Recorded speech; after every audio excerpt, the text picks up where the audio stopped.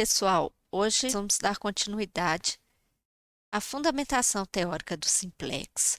No último vídeo, nós mostramos simplex pelo método algébrico, né, como que ele calcula um vértice, calcula a função objetiva nesse vértice e calcula o custo reduzido das variáveis não básicas, né, ou seja, quanto que essas variáveis não básicas contribuem na função objetivo caso elas entrem na base. Então, o custo reduzido, nós vimos que ele é utilizado para escolher qual variável não básica vai se tornar básica na próxima iteração do simplex, né, que vai gerar um novo vértice. Então, nesse vídeo, nós vamos dar continuidade, pegando os conceitos que nós vimos no vídeo anterior e aplicando eles em um exemplo. Nós vamos continuar com o exemplo da fábrica de móveis Fresão, que produz sala de jantar Ana Maria e a Beatriz. Então, nós vamos aplicar aquelas fórmulas, aqueles conceitos no exemplo da fábrica de móveis.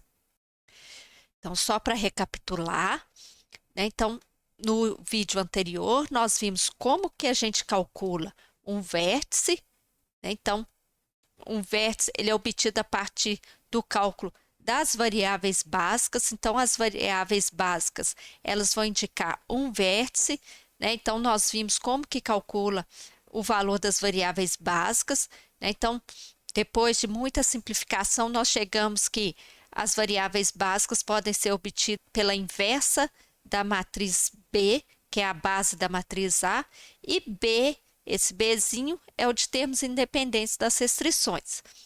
E vimos como que calcula o valor da função objetivo nesse vértice. Depois também de muita simplificação, né, nós chegamos aqui que a função objetiva é dada pelo custo das variáveis básicas, né? Então, é o vetor C, né, lá da função objetivo, né, o coeficiente das variáveis básicas na função objetivo, né? Então, ele é um vetor coluna, eu estou usando o transposto para transformar ele em um vetor linha e resultar aqui no escalar. A inversa da matriz B, né, e o vetor B, que é o de termos independentes das restrições. Então, calculo um vértice, a função objetivo nesse vértice. E vimos também, né, que esse termo aqui lá da função objetivo, que está associada às variáveis não básicas, indicam o ganho que a função objetivo tem caso essa variável não básica assuma um valor positivo. Então, ele demonstra quanto que a função objetivo incrementa ou decrementa caso uma determinada variável básica deixe de ser nula e passe a assumir um valor positivo. Então, aqui é o custo reduzido e ele é utilizado para escolher qual variável não básica vai entrar na base na próxima iteração, levando a um novo vértice. Tá? Quem viu o vídeo do método gráfico, essa informação aqui, ela está muito relacionada com o vetor gradiente. O vetor gradiente ele indica a direção e o sentido de crescimento da função objetivo, né? Para onde que está o próximo vértice, né? Então, essa informação aqui, né, ela representa aquela informação que o vetor gradiente mostra lá no método gráfico.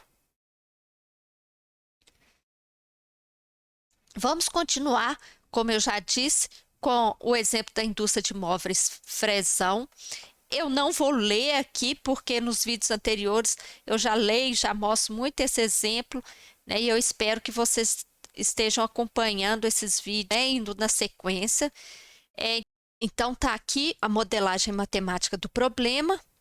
Aqui o modelo já na forma padrão do simplex, né, já com as variáveis de folga e as restrições transformadas aqui em igualdade. As variáveis de folga entram como não negativas e elas não interferem na função objetiva, então o coeficiente delas na função objetiva é zero.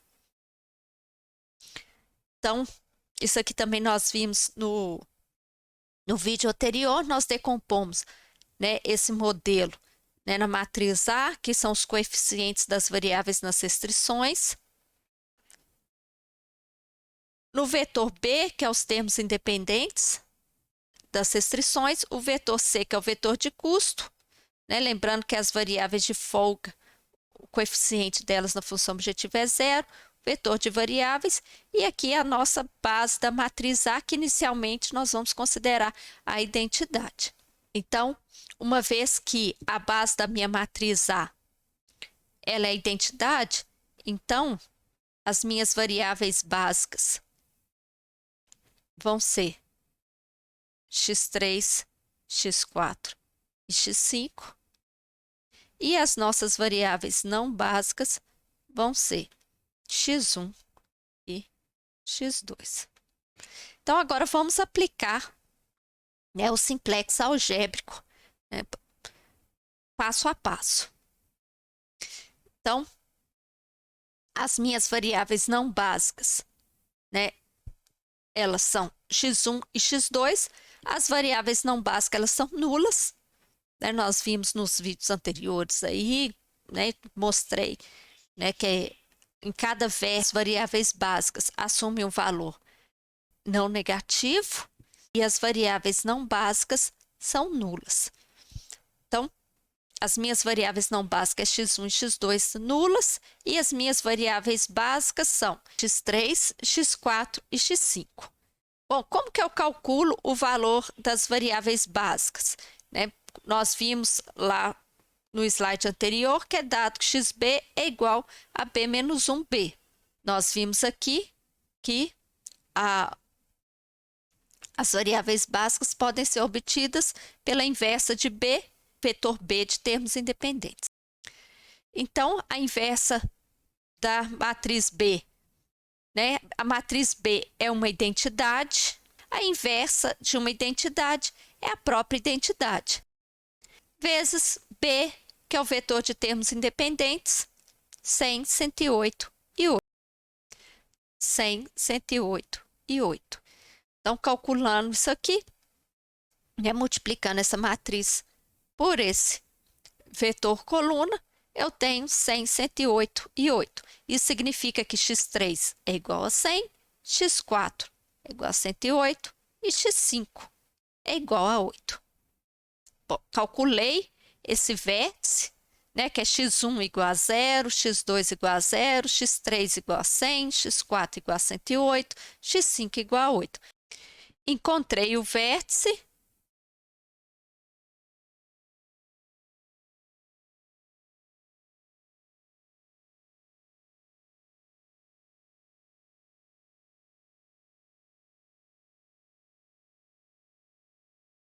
E agora, eu vou calcular o valor da função objetivo nesse vértice. Como que eu calculo o valor da função objetivo nesse vértice?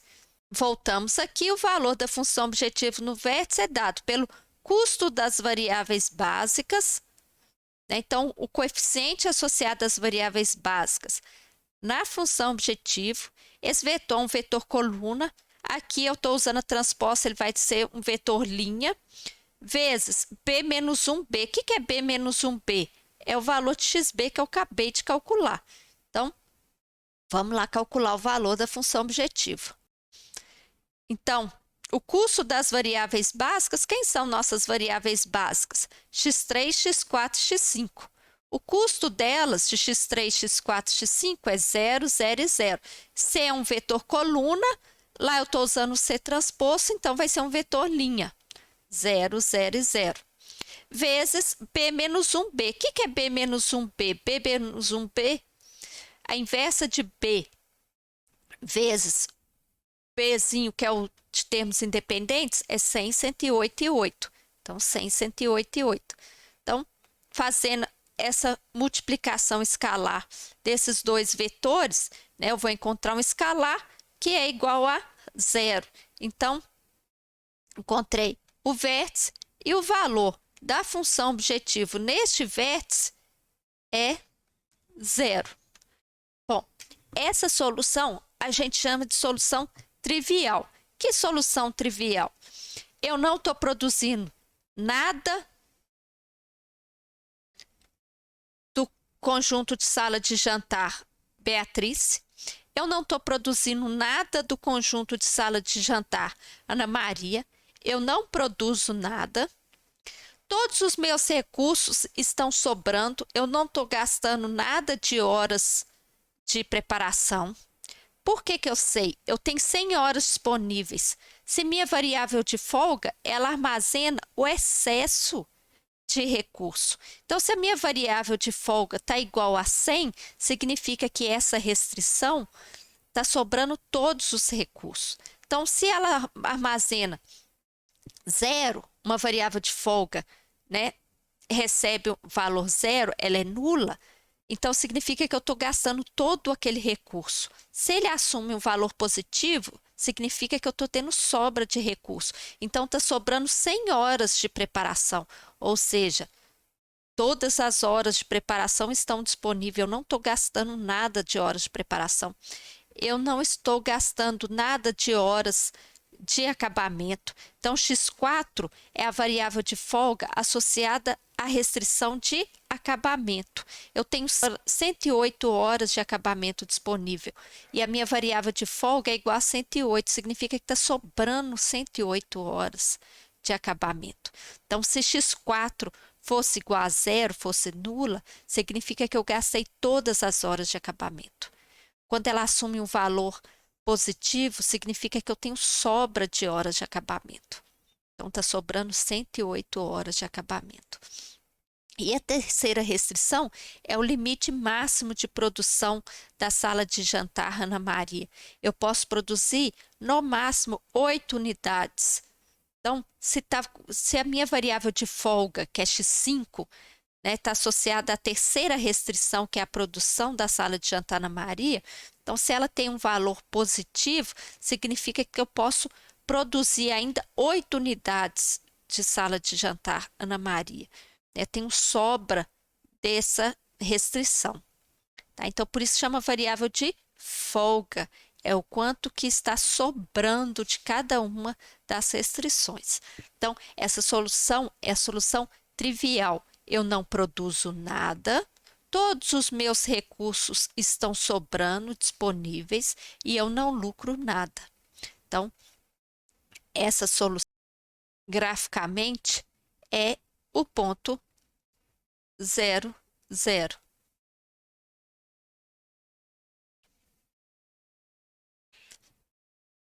Esse ponto, a gente fala que é solução trivial, que eu não produzo nada,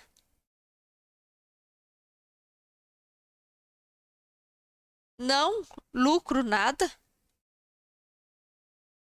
ou seja, minha função objetivo lá é 0 e todos os meus recursos estão disponíveis.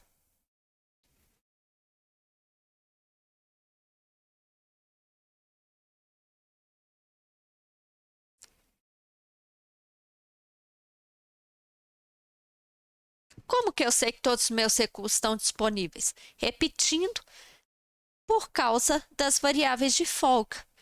Quando elas assumem um valor positivo, significa que eu tenho folga, eu tenho sobra de recurso. Minha variável de folga é igual ao limite de recurso, significa que o recurso inteiro está disponível. Se a variável de folga é nula, significa que nenhum recurso está disponível, todo o recurso foi gasto. Então, eu já achei um vértice, voltando, fiz um parêntese aí, falando das variáveis de folga, da solução trivial, mas vamos voltar aqui no simplex algébrico. Então, achei um vértice e achei o valor da função objetivo nesse vértice. Agora, o simplex é um método iterativo. Então, agora eu quero achar um outro vértice, e calcular o valor da função objetivo neste outro vértice, de forma que esse outro vértice, essa função objetivo seja melhor do que o anterior. A cada iteração eu espero melhorar a função objetivo.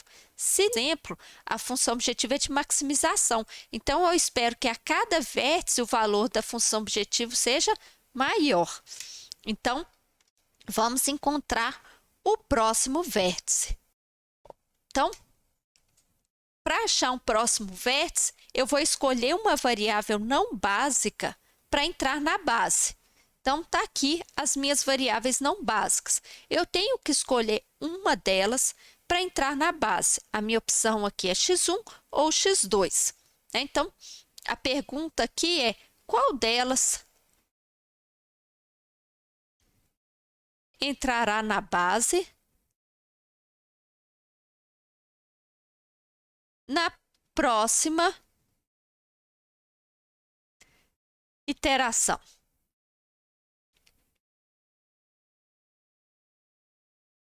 Então, é isso que eu quero saber. Qual dessas variáveis não básicas entrará na base na próxima iteração? Para responder essa pergunta, eu vou recorrer a quem? Ao custo reduzido. Então, custo reduzido que vai me dar essa informação. Então, eu vou calcular o custo reduzido das variáveis não básicas. Então, eu vou calcular o custo reduzido de x1,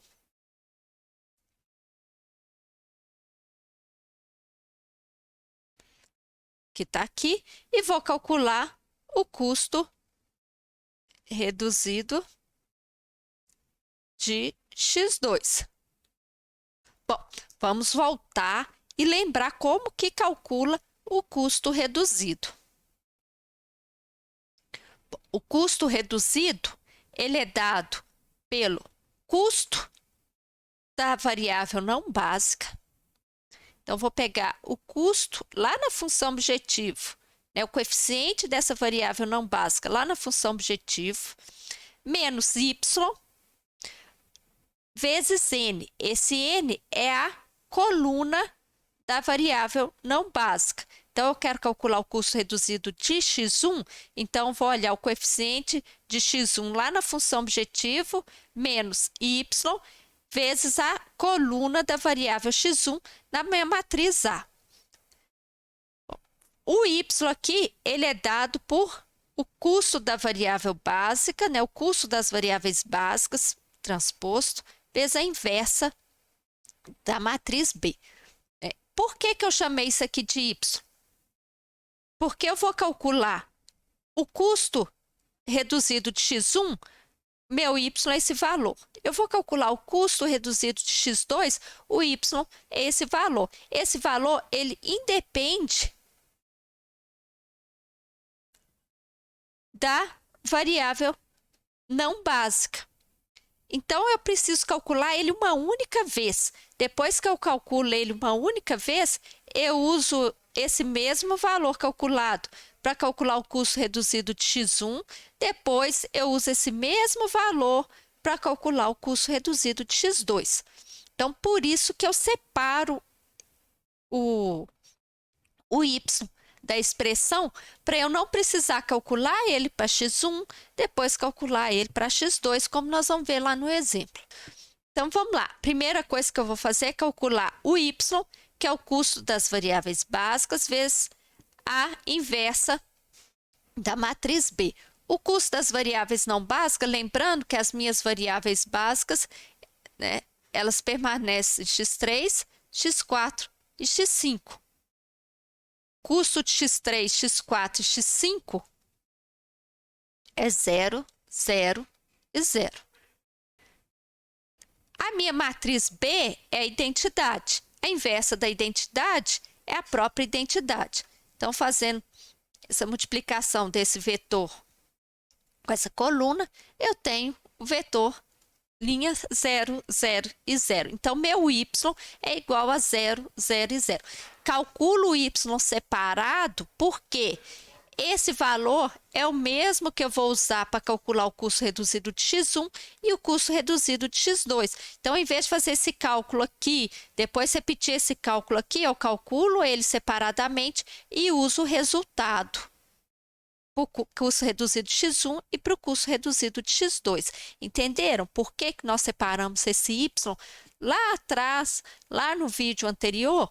Porque ele independe da variável não básica que nós estamos calculando o custo reduzido. Então, agora vamos calcular o custo reduzido de x1. É o custo da variável x1.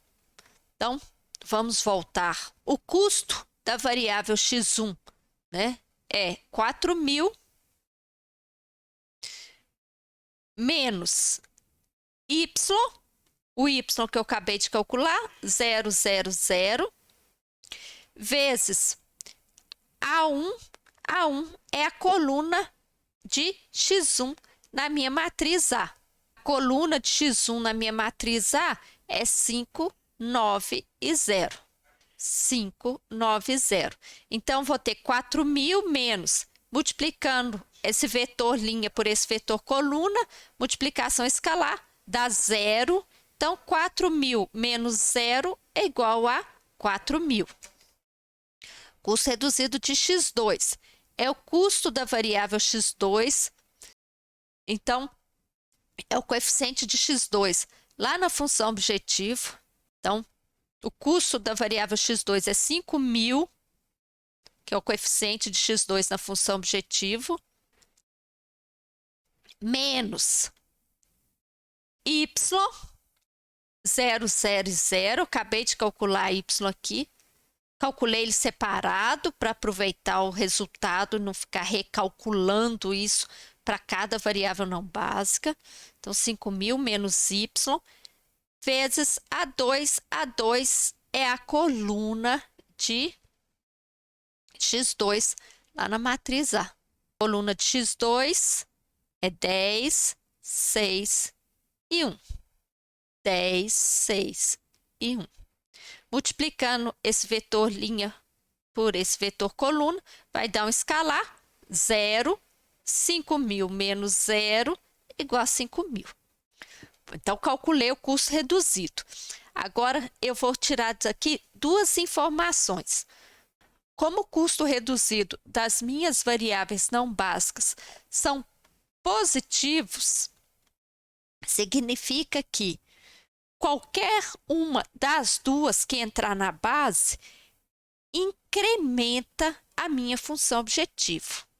A minha função objetivo ela é de maximização. Vamos voltar lá para a gente ver. Minha função objetivo ela é de maximização. Então, eu quero que Z cresça o máximo possível. E por aqui, eu sei que se a variável x1 entrar na base, né, ela incrementa a minha função objetivo proporcional a 4.000. Então, se x1 for igual a 1, a função objetivo vai aumentar de 4.000. Se x1 for igual a 2, ele vai aumentar de 8.000. Se x1 igual a 3, vai aumentar de 12.000.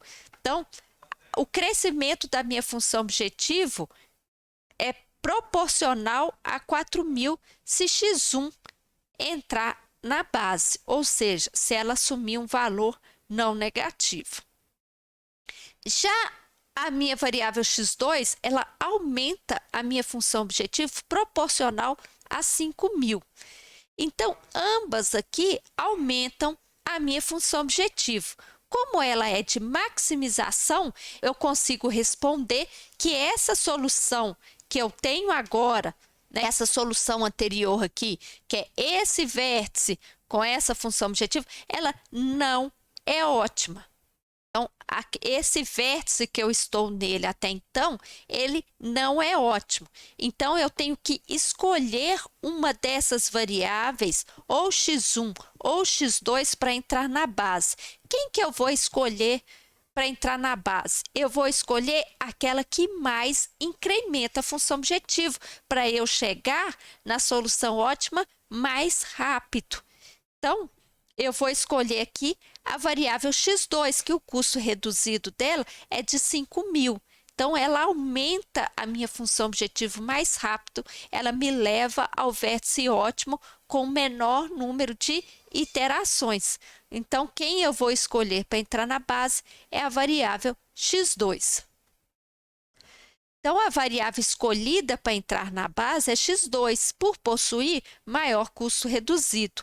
Então, a gente espera que essa variável entre na base com o maior valor possível. Então, a variável que entrar na base deve ter um valor que não torne nenhuma variável básica negativa, ou seja, ela tem que assumir o maior valor possível, desde que ela não deixe nenhuma das outras variáveis negativas. Por quê? Quando eu tenho uma variável negativa, significa que eu saí do conjunto de soluções viáveis. Lembrem lá do início dos vídeos sobre fundamentação teórica do simplex, que eu falo de soluções básicas. Então, eu mostrei que uma solução básica é um vértice, eu tenho soluções básicas, viáveis, e soluções básicas. Uma solução básica, ela pode ser inviável, e nós vimos que essa solução básica inviável, uma das variáveis é negativa, e as minhas variáveis, elas são não negativas. Então, eu vou escolher x2 para entrar na base e agora eu vou verificar qual o maior valor que ela pode assumir. Para ver qual o maior valor que x2 pode assumir, nós vamos ter que analisar as nossas restrições. Então, qual que é o maior valor que x2 pode assumir, dada essa restrição? Lembrando que x1 é nulo, porque x1 é uma variável não básica. Bom, aqui qual que é o maior valor que x2 pode assumir? Lembrando que x1 é uma variável não básica, ela assume o valor 0. E aqui também qual que é o maior valor que x2 pode assumir? Então, dadas essas restrições, a minha pergunta agora é: qual o maior valor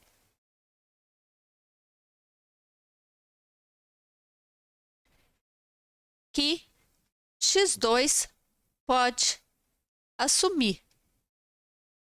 Lembrando que ela tem que assumir um valor maior possível, desde que respeite as minhas restrições. Então, vamos dar um exemplo aqui, lembrando que x1 é igual a 0, vamos pegar essa última aqui, x2 mais x5 é igual a 8. De acordo com essa restrição, o maior valor que x2 pode assumir aqui é 8. Por quê?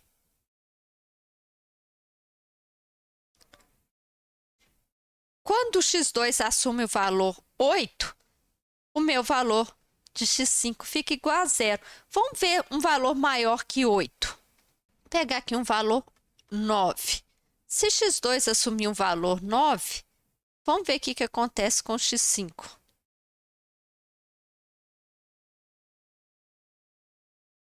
X5 fica negativo. E as minhas variáveis, elas são todas não negativas. E se ele assumir um valor menor que 8?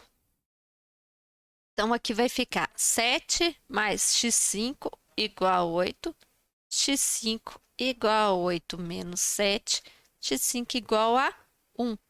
Isso significa que x2 pode crescer ainda mais, porque eu ainda tenho sobra aqui de recurso.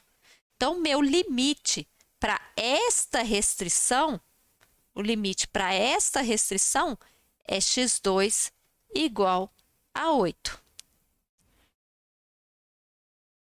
Bom, porém, que esse é o limite para esta restrição. Eu tenho que escolher um limite para x2 que mantenha essas minhas variáveis não negativas. Se x2 crescer demais, x3 fica negativo.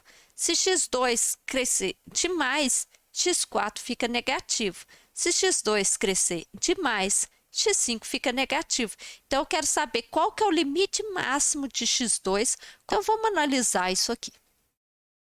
Então, lembrando que x1 é não básica, valor dela é 0, então posso eliminar x1 aqui. Então, eu tenho aqui 10x2 mais x3 igual a 10, 6x2 mais x4 igual a 108 e x2 mais x5 igual a 8. Lembrando que todas as minhas variáveis são não negativas. Então, para esta restrição, né? Então, vamos analisar aqui qual que é o maior valor que x2 pode assumir. Então, eu isolei aqui x3, eu tenho que x3 é igual a 100 menos 10x2. Eu sei que x3 tem que ser não negativo, então x3 tem que ser maior ou igual a 0. Ou seja, isso aqui tem que ser maior ou igual a 0. Para isso aqui ser maior ou igual a 0, significa que x2 tem que ser menor ou igual a 10. Então, qualquer valor maior que 10, x3 aqui fica negativo. Então, você colocar aqui 11, x3 vai ficar negativo. Se você colocar aqui 10, x3 fica nulo. Se você colocar 9, x3 fica com um valor positivo e x2 pode crescer ainda mais.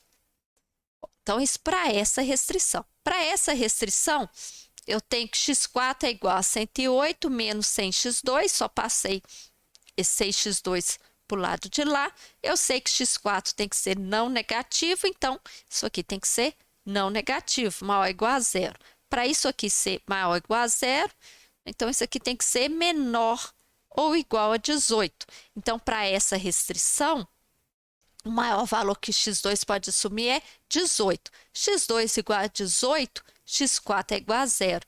Se x2 maior que 18, x4 negativo. x2 menor que 18, x4 positivo. x2 pode crescer ainda mais. Para a última restrição que nós já vimos ali, x5 igual a 8 menos x2, aqui tem que ser maior ou igual a 0, para x5 ser maior ou igual a 0, então x2 menor ou igual a 8. Bom, então, dado, né, essas três condições aqui, eu sei que por essa x2 tem que ser menor que 10, essa x2 tem que ser menor que 18, e aqui x2 tem que ser menor ou igual a 8. Então, o maior valor que x2 pode assumir, que mantém as três variáveis não negativas, é 8. Se x2 assumir um valor maior que 8, x5 fica negativo. Então, o maior valor que ele pode assumir é 8. Então, o maior valor que x2 pode assumir é 8. E a variável que mais limita o crescimento de x2 é x5. Então, x5 fica negativo primeiro. Então, x2 vai entrar na base, né, com o valor 8, que é o maior valor possível, e eu quero que x2 cresça, lembrando que x2 tem um maior custo reduzido, ou seja, ele é o que mais incrementa o valor da função objetivo, então eu quero que ele fique com o maior valor possível, então ele vai assumir o valor 8, e a variável que vai sair da base vai ser x5. Por quê? Porque quando x2 assumir o valor 8, quando x2 assumir o valor 8, o que vai acontecer com x5? x5 vai se anular. Se ele vai se anular, ele vai se tornar uma variável não básica. Então, x2 entra na base com o valor 8 e x5 vai sair da base, vai se tornar uma variável não básica e uma variável nula. Então, x2 vai entrar na base e x5 vai sair da base.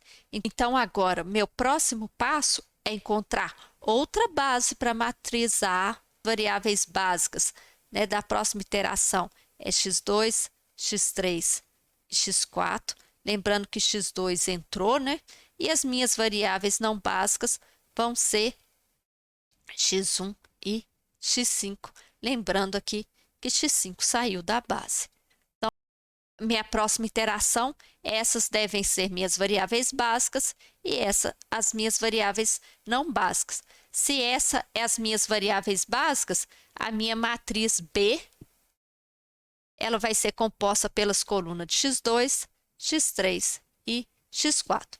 Lembrando que depois a gente vai achar um vértice, né? Um vértice é uma variável básica resolvendo o sistema linear, e a gente lembra aqui que a gente usa que método de Jordan. Então, a minha matriz B é composta por x2, x3 e x4. Então, está aqui a minha matriz A, o meu vetor B, de termos independentes. Então, minha matriz B agora, ela é x2, x3 e x4. Então, essa é a minha matriz B. O que eu preciso fazer agora? Transformar essa matriz B em uma identidade. Então, essa coluna aqui, ela vai ter que ser 0, 0 e 1. Bom, para fazer essa transformação, eu vou usar as operações elementares. Então, vamos lá. Para transformar essa coluna aqui em 0, 0 e 1, né, a primeira coisa, eu vou transformar isso aqui no pivô. Esse pivô tem que ser 1. Né? Então, aquele já é 1. Então, não preciso fazer nada. Né? Mas se ele fosse um número diferente de 1, eu ia dividir essa linha inteira, incluindo aqui o do B, pelo valor aqui do pivô. Então, se aqui fosse 5, eu ia dividir essa linha toda por 5. Depois, né, já com o meu pivô igual a 1, o que eu vou fazer? Então, para transformar esse 10 em 0, eu vou multiplicar a linha do pivô por menos 10 e somar com essa linha. Para transformar esse 6 em 0, eu vou multiplicar a linha do pivô por menos 6 e somar com essa linha. Então, é isso que eu fiz. Então, agora eu tenho aqui a minha matriz B. Então, as minhas variáveis básicas aqui, lembrando, é x2, x3, x4. E as minhas variáveis não básicas é x1 e x5. Então, minhas variáveis não básicas é x1 e x5, são nulas. As variáveis básicas, x3, x4, x2. Como que eu calculo? A inversa da matriz B vezes B, a inversa da identidade é a identidade. O meu B agora é 20,68.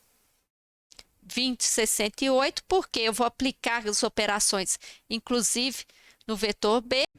Então, a inversa de B, o vetor de termos independentes, então deu 20,68.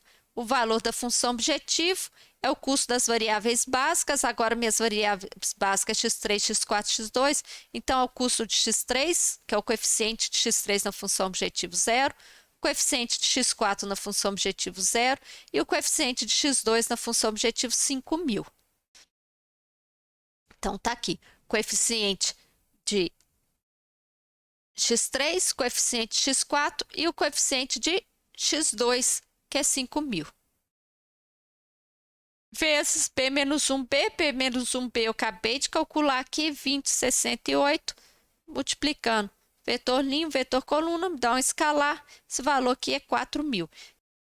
Então, meu novo vértice agora é x1 igual a 0, x2 igual a 8, x3 igual a 20, x4 igual a 60, x5 igual a 0. Isso significa que eu estou produzindo 0 unidades do conjunto de sala de jantar Beatriz, estou produzindo 8 unidades do conjunto de sala de jantar Ana Maria. Quantas variáveis de folga?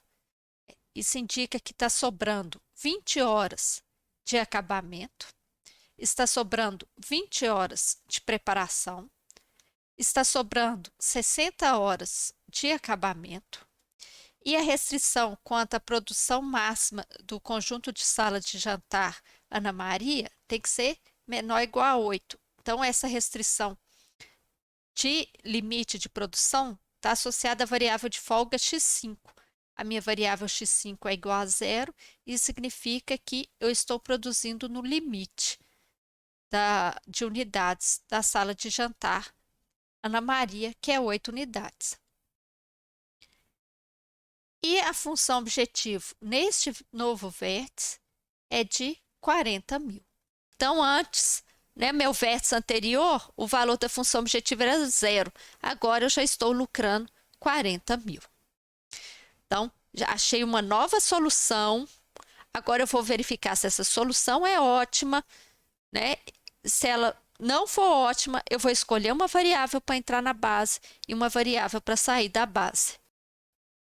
Então, minhas variáveis não básicas é x1 e x5. Eu vou escolher uma delas para entrar na base. Eu vou escolher com base no custo reduzido.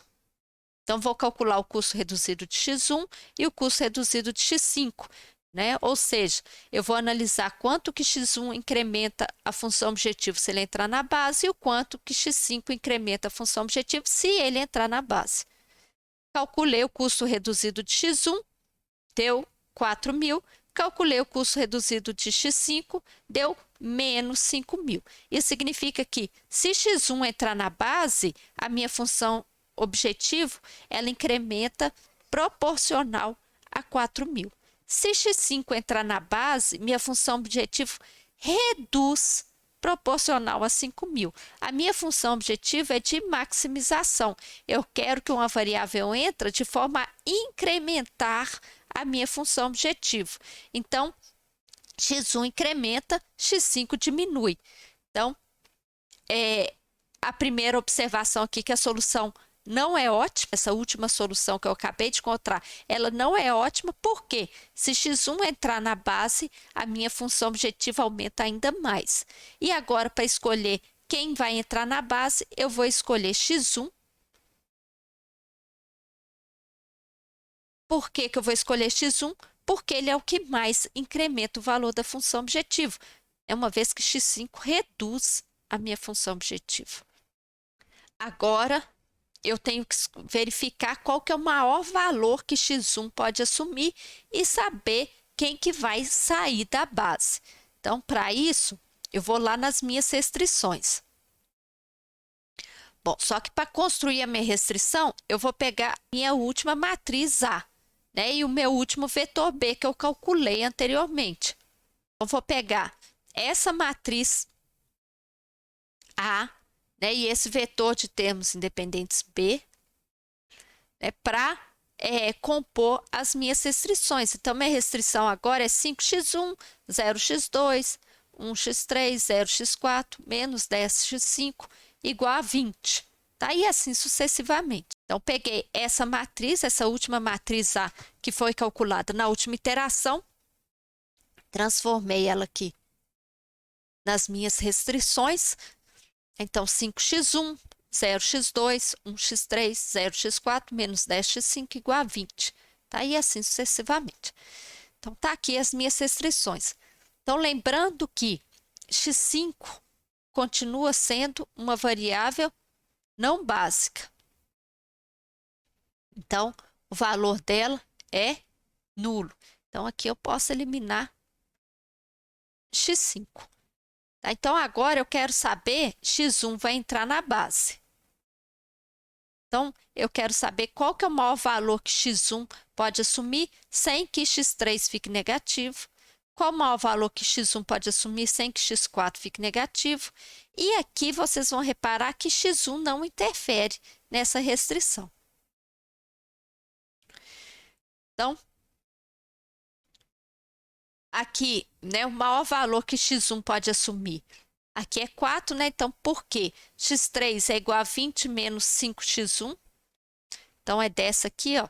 x3 é igual a 20 menos 5x1. Então, x3 tem que ser maior ou igual a zero. Então, x1 tem que ser menor ou igual a 4.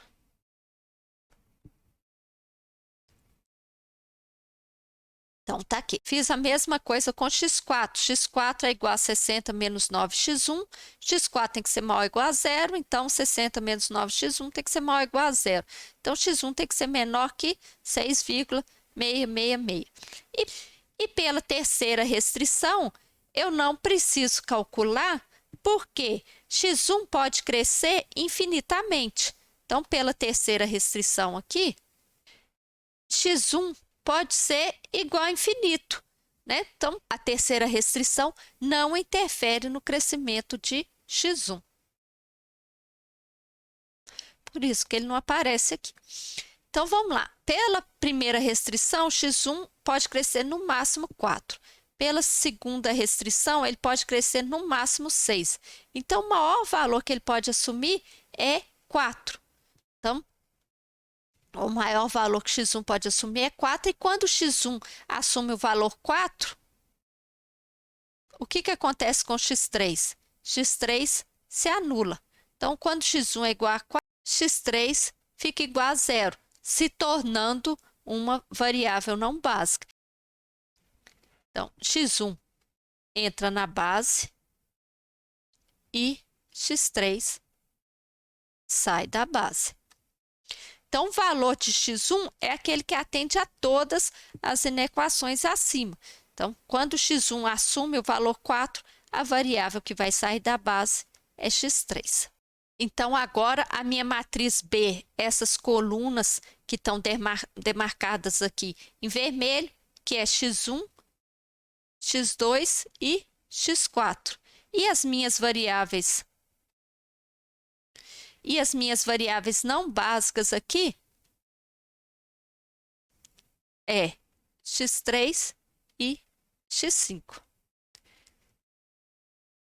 Então, para transformar essa coluna aqui em 1, 0 e 0, primeira coisa é o pivô, né? Então, esse aqui tem que ser 1, esse aqui é o meu pivô, eu tenho que transformar ele em 1. Então, a primeira coisa, eu vou dividir toda essa linha por 5. Na verdade, não existe divisão por 5, eu vou multiplicar por 1/5, tá? Então, aqui é só para simplificar, mas a operação básica é multiplicar por um escalar. Então, aqui eu estou multiplicando por 1/5, tá? A operação elementar, ela não tem divisão, ela é multiplicação. Mas eu estou multiplicando aqui essa linha por 1/5.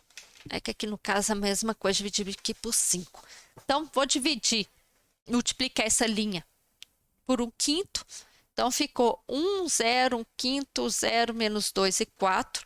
Bom, uma vez que eu tenho pivô, agora eu vou transformar os outros elementos em 0. Então, para transformar esse 9 aqui em 0, eu vou multiplicar a linha do pivô por menos 9. Peguei essa linha e multipliquei por menos 9 e vou somar essa linha depois com essa. Então, ficou 0, 0, menos 9/5, 1, 12, 24. Esse outro elemento já é 0, eu não preciso fazer nenhuma operação nela. Então, tá aqui a minha matriz B, essa é a coluna A1, A2 e a coluna A4. Então, vamos lá, minhas variáveis não básicas são x3, x5, são nulas as variáveis básicas x1, x4, x2. Como que eu calculo as minhas variáveis básicas? B menos 1b. B, eu transformei ela numa identidade, então a inversa dela é identidade. B, que é os termos independentes 4, 24 e 8, que é o que a gente obteve aqui na última iteração, aqui no último ajuste aqui da matriz. Lembrando que aqui é o vetor B. Então, ficou x1 igual a 4, x4 igual a 24 e x2 igual a 8. O valor da função objetivo nesse ponto é custo das variáveis básicas, custo de x1, 4.000, custo de x4, 0, custo de x2, 5.000. Isso aqui é os coeficientes lá na função objetivo. É o coeficiente de x1, coeficiente de x4, coeficiente de x2, vezes b menos 1b, que eu acabei de calcular, 4, 24 e 8, multipliquei e cheguei a 56 mil. Esse vértice é igual a x1 igual a 4, x2 igual a 8, x3 igual a 0, x4 igual a 24, x5 igual a 0. E o valor da função objetiva aqui é igual a 56 mil. Então, nós tínhamos uma solução que o valor da função objetiva era 0, passamos para uma que a função objetiva, o valor era 40 mil, agora já estamos numa outra solução que o valor da função objetiva é 56 mil. Então, a função objetiva está crescendo. Vamos ver se essa solução é ótima. Então, para saber se essa solução é ótima, eu tenho que calcular o custo reduzido das minhas variáveis não básicas, x3, x5, para ver se alguma delas entrar na base, a minha função objetiva aumenta ainda mais. Calculei os custos reduzidos aqui de x3 e x5, eu tenho que x3 reduz o valor da função objetiva e x5 aumenta o valor da função objetiva proporcional a 3.000. Então, eu posso continuar. Então, essa solução não é ótima e x5 agora pode entrar na base. Então, se x5 vai entrar, eu tenho que descobrir agora quem vai sair. Então, eu vou ver qual que é o maior valor que x5 pode assumir, que vai transformar uma variável básica em nula. Então, eu vou pegar as minhas restrições baseadas na última matriz A e no último vetor B de termos independentes. Minha última matriz A era essa: 1, 0, 1 quinto, 0, menos 2 e 4. Então, eu vou baseado nessa matriz e nesse vetor B. Então, está aqui as restrições do problema. Lembrando que x3, ela continua sendo uma variável não básica, né? E x5 agora vai entrar na base. Então, x3 continua sendo uma variável não básica, né? Os termos associados a ele, eu posso excluir. Então, eu quero saber qual que é o maior valor que x5 pode assumir desde que x1 fique não negativo, o maior valor que x5 pode assumir desde que x4 fique não negativo e o maior valor que x5 pode assumir desde que x2 fique não negativa, porque todas as minhas variáveis devem ser não negativas. Então, vamos analisar uma por uma. Bom, pela primeira restrição, então, isolei aqui x1, né? Então, x1 é igual a 4 mais 2x5, x1 tem que ser maior ou igual a 0, então 4 mais 2x5 tem que ser maior ou igual a 0, então x5 tem que ser maior ou igual a menos 2, ou seja, x5 pela primeira restrição, x5 pode crescer infinitamente. Pela primeira restrição, x1 não interfere no crescimento de x5. x1 não atrapalha no crescimento de x5. Então, eu posso desconsiderar aqui na análise, né? Essa restrição não interfere no crescimento de x5, então não preciso analisar. Então, eu posso desconsiderar essa análise. Vamos ver os demais. x4 é igual a 24 menos 12x5. 24 menos 12x5 tem que ser maior ou igual a 0, x5 tem que ser menor ou igual a 12. Então, aqui o maior valor que x5 pode assumir é 2. Então, o maior valor que x5 pode assumir aqui é 2. Já essa aqui, x2 igual a 8 menos x5, 8 menos x5 tem que ser maior ou igual a 0 e x5 tem que ser menor ou igual a 8. Pela terceira aqui, o maior valor que x5 pode assumir é 8. Então, de acordo com essa análise, o maior valor que x5 pode assumir é 2. Bom, então se x5 assume o valor 2, o que acontece com x4? x4 vai ser igual a 24 menos 12 vezes 2, x4 igual a 0. Então, se x5 for igual a 2, o que vai acontecer com x4? Ele vai se anular e vai se tornar uma variável não básica. E x5 vai entrar na base com o maior valor possível, que é 2, e vai se tornar uma variável básica. x5 entrou, x4 saiu, A minha base da minha matriz A agora é x1, x2 e x5. Então, essa é a minha matriz B. Eu tenho que transformar ela numa identidade. Para isso, eu tenho que transformar essa coluna em 0, 1 e 0. Para transformar essa coluna em 0, 1 e 0, eu vou começar aqui com o meu pivô. Então, meu pivô que está 12, eu tenho que transformar ele em 1. Então, para transformar ele em 1, eu vou ter que multiplicar essa linha toda por 1 dozeavos. Então, na verdade, aqui a operação elementar é multiplicar por 1 dozeavos. Quando eu multiplicar aqui por 1 dozeavos, eu vou ter 0, 0, menos 3 sobre 20 avos, 1 sobre 12 avos, 1 e 2. Então, aqui já tem o meu pivô. Agora, eu tenho que transformar isso aqui em 0. Para transformar isso aqui em 0, eu vou pegar essa linha do pivô, multiplicar ela por 2 e depois somar com essa linha aqui. Então, cheguei nessa nova linha. Depois eu tenho que transformar esse valor aqui em 0. Para transformar esse valor em 0, o que eu tenho que fazer? Multiplicar a linha do pivô por menos 1, a linha 2, que é a linha do pivô, e depois somar com a linha 3, e eu vou ter a nova linha 3 que está aqui. Então, apliquei as operações elementares. Então, agora eu tenho aqui a minha matriz B como uma identidade. Aqui as minhas variáveis básicas é x1, x2 e x5, e as minhas variáveis não básicas x3 e x4. Então, vou calcular um novo vértice. Então, as minhas variáveis não básicas x3 e x4 são nulas. Meu novo vértice aqui, o xb, x1, x5, x2, calculo b menos 1b, b é a inversa da minha matriz B, né? B é uma identidade, a inversa da identidade é a própria identidade, vezes b, que é o de termo independente, está aqui, 8, 2 e 6.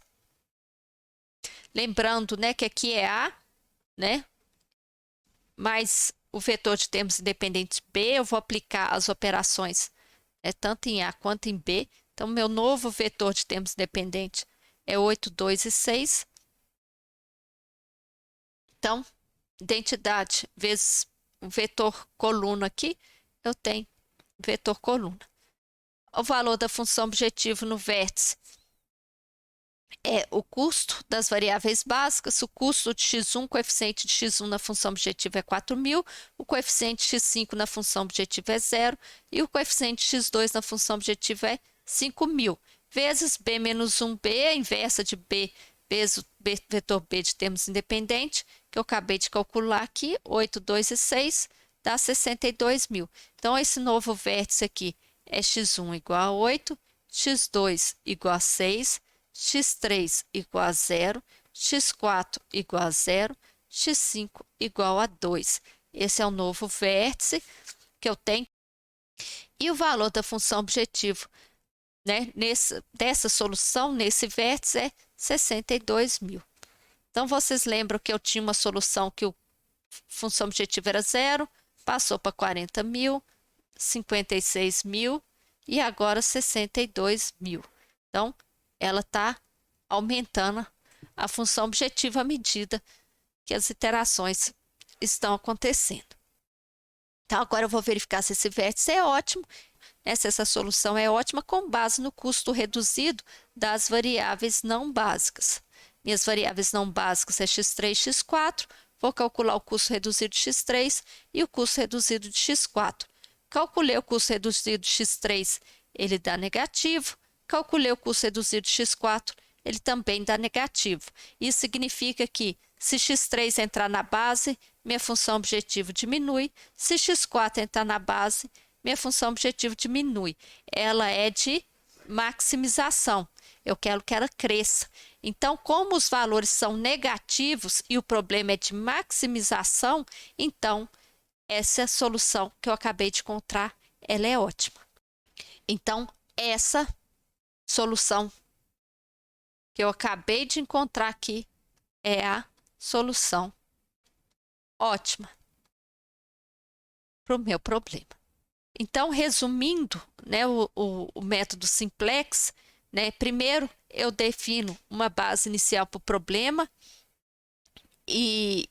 ou seja, uma solução básica viável, verifico se essa solução é ótima. Se essa resposta for sim, eu encerro o algoritmo. Se a solução não é ótima, eu escolho uma variável para entrar na base, calculando o custo reduzido das variáveis não básicas. Depois eu escolho uma variável para sair da base, analisando o valor máximo que aquela variável básica, aquela nova variável básica pode assumir. E quando ela assume seu valor máximo, uma variável básica, ela vai assumir o valor nulo e vai se tornar não básica. Volto ao passo 2, verifico se é ótima. Se ela não é ótima, eu escolho uma variável para entrar e uma variável para sair. Bem, gente, então é isso. Vou encerrar esse vídeo. Aqui nós já temos o simplex, né, pelo método algébrico. No próximo vídeo, eu vou mostrar o simplex na forma de quadro, que é a forma sistemática de implementar o método simplex. Com esses conceitos que a gente obteve, né, nesses vídeos até agora, o simplex na forma de quadro, ele fica muito mais fácil de entender o que está acontecendo. Tá? Então, aguardo vocês no próximo vídeo para a gente ver o simplex na forma de quadro. Até lá!